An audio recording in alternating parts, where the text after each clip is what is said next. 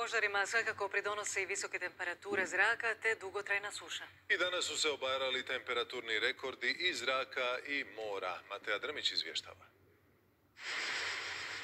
Sunce je danas najviše grijalo Knin. Izmjereno je 39,3 Celzijevih stupnjeva. Uz Knin toplinski val pržio je i Split, Rijeku i Dubrovnik. Radnici iz Dubrovačkih zidina osvježenje su potražili u fontanama. Izdržajemo nekako, malo hladovine, malo rada, malo vode i tako u krug. A lot of water.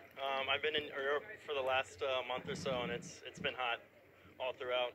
Zbog visokih temperatura u hlad zidina smjestio se i Crveni križ kako bi turistima priskočili u pomoć. Najčešće se obraćaju stranci, većinom stariji ljudi koji padaju u nesvijest. Većinom je osoba blijeda i traži vode, ali vode se ne smije davati. Mi stavimo na gazu malo hladne vode ili leda i na usta skvasiti.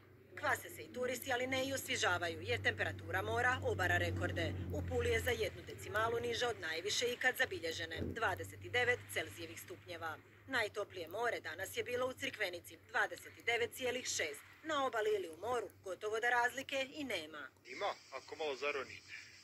A je, malo na dubini ima hladnoće.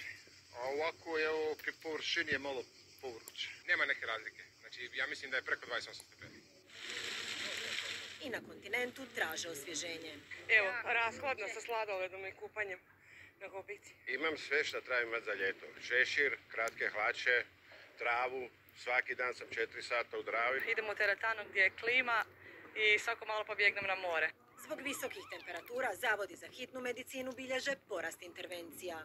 Svi županijski zavodi za hitnu medicinu u našoj zemlji odradili su 1286 intervencija. Naravno da Jadranske županije imaju daleko veće povećanje broja intervencija, do 20 čak i 30%. Zbog čega ljudi živote i navike moraju prilagoditi klimatskim promjenama, jer ljeta će biti sve toplija.